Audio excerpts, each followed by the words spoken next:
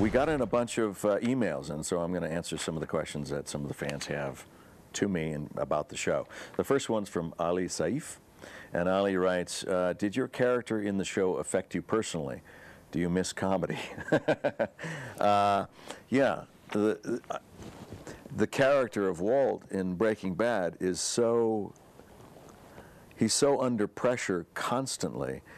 Physically, he's running and hiding and ducking bullets, and he's under pressure about being found out, and his wife is, and so by the end of the day, when I take off Walt's wardrobe and go home, I take a nice hot wet towel and I take out all my makeup, and that helps me kind of shed the character and let it go and drop the clothes, and I walk away because I really don't want to take Walt home with me. I mean, would you?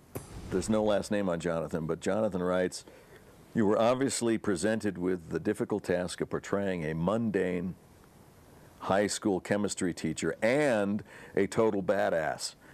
Where does your inspiration come from for both of Walter's personalities, and which do you most relate to? You know, what I've learned about people in this is that given the right set of circumstances, even the meekest person, the most milquetoast person, can be dangerous. And you see that in the animal world all the time. A seemingly harmless animal, when cornered, comes out fighting. And that's kind of what Walt is involved in. He's fighting for his family's health.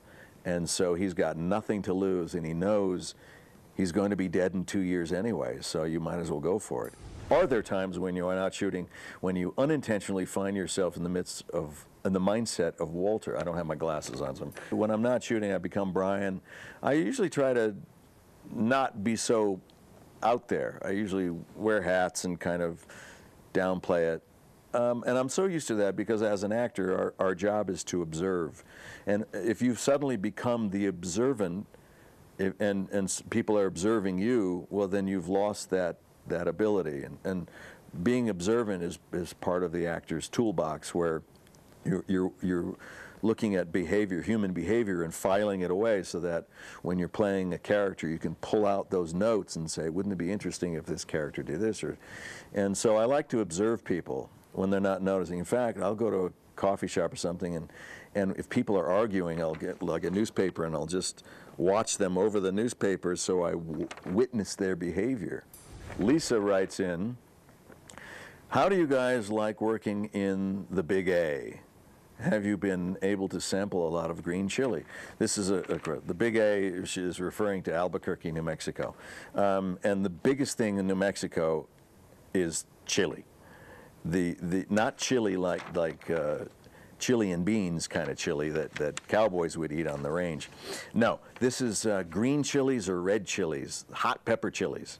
And so everywhere you go in New Mexico is like, would you like red or green with that? And that's the biggest question New Mexicans ask you, red or green.